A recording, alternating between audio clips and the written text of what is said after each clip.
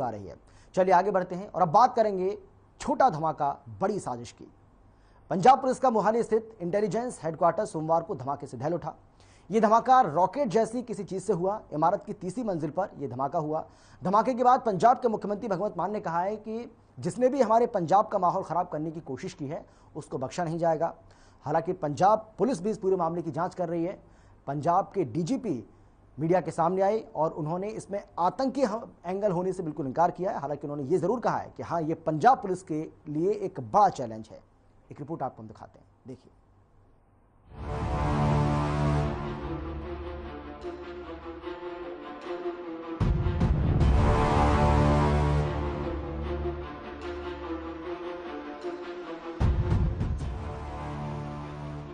Punjab police का मोहाली स्थित intelligence headquarter सोमवार को धमाके से दहल उठा।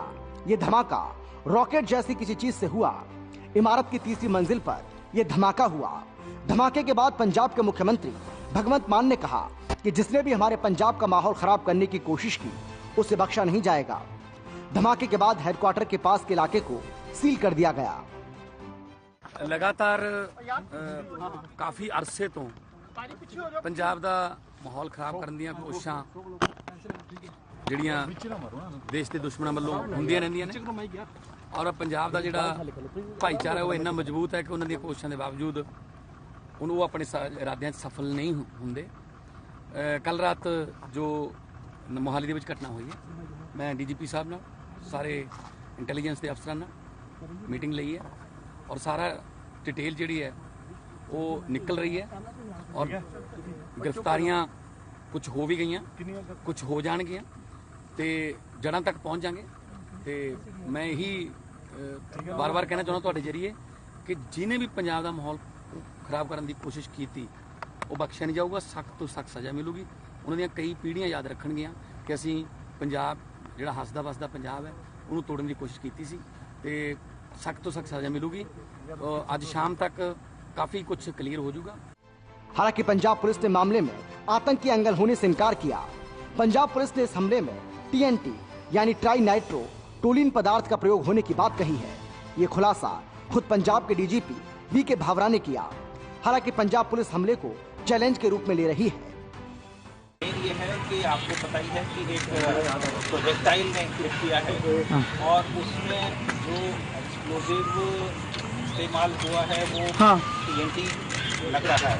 अब बाकी इसमें जिस तरीके से इंसिडेंट हुआ है शाम के टाइम। आपको बता दें कि 4 दिन पहले ही गुप्त सूचना के आधार पर करनाल से पाकिस्तान समर्थित 4 आतंकवादी गिरफ्तार किए गए थे। उसके बाद हिमाचल विधानसभा के मेन गेट और 4 दीवारी पर खालिस्तान के झंडे लगा दिए गए। उससे पहले पंजाब के पटियाला में खालिस्तान मुर्दाबाद मार्च के दौरान हिंसा हुई। चंडीगढ़ मोहाली बॉर्डर के पास बुड़ैल जेल के पीछे टिफिन बम मिलने से दहशत फैल गई और अब पंजाब पुलिस के इंटेलिजेंस हेडक्वार्टर पर धमाका। बीते कुछ दिनों के घटनाक्रम बताते हैं कि देश में अमन शांति और माहौल को खराब करने की कोशिश लगातार हो रही है। अब केंद्र सरकार और राज्य सरकारें इससे कैसे निपटेंगी, ये एक अहम सवाल है। ब्यूरो रिपोर्ट, हर खबर। और चलिए इस पर बातचीत करेंगे। हमारे साथ हमारे संवाददाता स्वर्णजीत बावा जुड़ गए, पंजाब से हमारे ब्यूरो हेड हैं। स्वर्णजीत, हम आपसे जानना चाहेंगे इस पूरे मामले में ताजा अपडेट आपके पास क्या है, उसके बाद मैं अगला सवाल करता हूं आपसे। हमने अभी दिखाया अपने दर्शकों को कि इस समय केंद्र सरकार और राज्य सरकार की कहीं ना कहीं जो टेंशन है वो बढ़ चुकी है। ताजा जानकारी मैं आपको अभी देना चाहूंगा। एक गिरफ्तारी जो है बिल्कुल पंजाब से साथ सटा जो हरियाणा राज्य है, अंबाला शहर से गिरफ्तारी जो हमारे सूत्र बता रहे हैं। एक संदिग्ध की गिरफ्तारी हुई है, स्विफ्ट सफेद रंग की गाड़ी में गिरफ्तारी की गई है अंबाला शहर से। और अभी बात की जाए तो 35-40 मिनट पहले उसे मोहाली में लाया गया है आगे तफ्तीश के लिए। और एक अहम जानकारी मैं देना चाहूंगा, कई निजी चैनलों ने 2-3 निजी चैनलों ने जब भावरा साहब ने प्रेस कॉन्फ्रेंस की उसके बाद एक बहुत मैं कहूंगा तेजी से एक अफवाह फैली कि धमाका जो है वो एक बार फिर हुआ है 24 घंटे में दूसरा धमाका। लेकिन ऐसी कोई भी वारदात जो कि नहीं हुई थी, क्योंकि हर खबर हम वहां पर सुबह से ही वहां पर मौजूद थे और लगातार जानकारी अपने दर्शकों तक लेकर के आ रहे थे। और सबसे महत्वपूर्ण बात, एक गिरफ्तारी जो कि अभी हुई है, जिसकी जानकारी हमारे सूत्रों ने हमें दी है, और जैसा कि भगवंत मान ने भी कहा था मीडिया से मुखातिब होते हुए, उन्होंने साफ कहा था कि शाम होते होते ये आपको बता दिया जाएगा कि कितने लोगों की गिरफ्तारियां इस वारदात से संबंधित हुई है। लेकिन अभी तक ताजा जो जानकारी, अभी इसकी पुख्ता जानकारी पुलिस प्रशासन की तरफ से प्रेस कॉन्फ्रेंस के माध्यम से नहीं दी गई है। ये केवल हमारे सूत्रों के हवाले से जानकारी है कि एक संदिग्ध की गिरफ्तारी हुई है अंबाला शहर, हरियाणा। बिल्कुल, लेकिन इसको लेकर भी स्वर्णजीत ये कहा जा रहा है कि संशय की स्थिति बनी हुई है। अभी जिस तरीके से आप कह रहे हैं कि सूत्रों के हवाले से आप भी जानकारी दे रहे हैं, यानी कि आप भी पुख्ता तौर पर खबर को पुख्ता नहीं कर पा रहे हैं, लेकिन मैं यही जानना चाहूंगा कि पुलिस भी क्या इसको लेकर संशय की स्थिति में है अभी, कि गिरफ्तारी जो हुई है वो ठीक हो पाई है या नहीं है, क्योंकि संदिग्ध है वो भी जिसकी गिरफ्तारी हुई है। देखिए अमित, बिल्कुल संदिग्ध है, गिरफ्तारी तो हुई है, लेकिन ये सूत्र हम आपको बता रहे हैं, लेकिन इसकी आधिकारिक तौर पर अभी किसी तरह की प्रेस कॉन्फ्रेंस नहीं हुई है अमित। तो यही कारण है, इसलिए हम ये बता पा रहे हैं कि पुलिस बल की तरफ से या पुलिस आला अधिकारियों की तरफ से अभी कोई आधिकारिक तौर पर इसकी घोषणा नहीं की गई है। लेकिन हाँ, आप जानते ही हैं कि सूत्र जो रहते हैं, सूत्रों के हवाले से जानकारी रहती है, वो एक तरह से पुख्ता ही होती है। तो एक संदिग्ध की गिरफ्तारी हुई है जो सम्मिलित था, और मैं बहुत महत्वपूर्ण एक जानकारी और देना चाहूंगा, जो कि टीवी स्क्रीन पर हमारे दर्शक देख रहे थे। बिल्कुल उस खिड़की के बिल्कुल सामने वहाँ एक डस्टबिन रहता है, एक बहुत बड़ा डस्टबिन रहता है, जो कि म्युनिसिपल कॉर्पोरेशन के द्वारा बड़े बड़े पार्कों में रखा गया होता है। वहां पर खड़े होकर के रॉकेट लॉन्चर दागा गया। और देखिए, भवरा साहब कल बीती रात तक जो पुलिस बल था, पंजाब पुलिस के आला अधिकारी इस बात को नकार रहे थे कि किसी तरह के कोई भी आतंकवादी गतिविधि नहीं है, आतंकवादी एंगल से नहीं देखा जा रहा। लेकिन जब डीजीपी पंजाब प्रेस कॉन्फ्रेंस करते हैं तो वो ये आकर के साफ कहते हैं कि हाँ, हम इसे आतंकवादी एंगल से भी खंगाल रहे हैं और ये एंगल भी देखा जा रहा है। क्योंकि देखिए, गुरपंत सिंह पन्नू एक बयान जारी करते हैं कि पंजाब के तर्ज पर हिमाचल में भी ऐसी गतिविधियां जो है वो होने को है। लेकिन अभी आधिकारिक तौर पर किसी भी मैं ये कहूंगा आतंकवादी संगठन ने अभी इसकी जिम्मेवारी नहीं ली है। लेकिन एंगल जरूर अब पुलिस खंगाल रही है कि कहीं आतंकवादियों के चलते तो नहीं ये हमला किया गया। लेकिन एक गिरफ्तारी हुई है हम।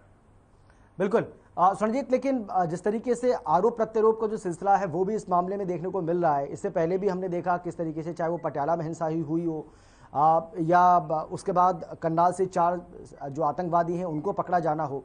इस पूरे मामले को लेकर राजनीति भी लगातार गर्माती जा रही है कि जब से आम आदमी पार्टी पंजाब में एंट्री की है तब से उसकी सरकार आई है, जब से ऐसे मामले लगातार बढ़ रहे हैं, इसको कैसे देखा जाए?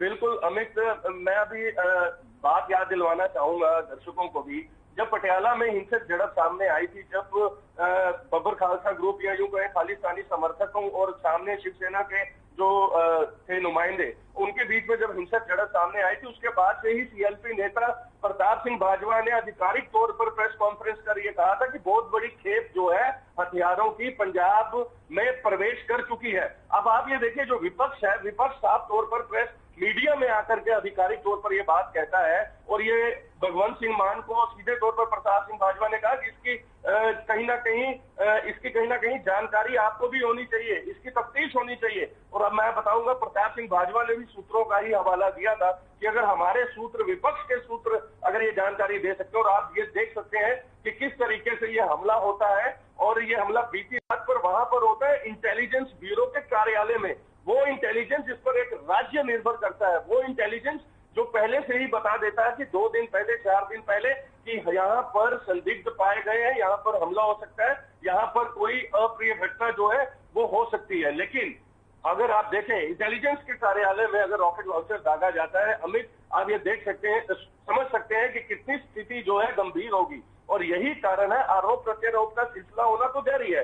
राघव चड्ढा अपना ट्वीट करते हैं, राघव चड्ढा इशारों में विरोधियों के ऊपर मंडना चाहते हैं कि विरोधियों जो पंजाब से खैर मतलब प्यार नहीं करते, या जो पंजाब में जिनको मैंडेट नहीं मिला इनडायरेक्टली, और ऐसे ही भगवंत सिंह मान भी इनडायरेक्टली इशारों में कहते हैं। और अरविंद केजरीवाल का भी ऐसा ही बयान आता है। तो कहीं ना कहीं राजनीति, मैं ये कहूंगा, गरमाना तो स्वाभाविक सी बात है, लेकिन एक बात गौर करने वाली है कि पंजाब के लोगों के मन में इस समय भय जो है वो बहुत ज्यादा गर्माता जा रहा है। इसका मुख्य कारण है पंजाब के लोगों ने, पंजाब की माओ ने यह आतंकवाद का माहौल देखा है, एक दशक तक ये झेला है, और यही कारण है इस समय पंजाब के आम नागरिक बहुत ज्यादा डरे हुए।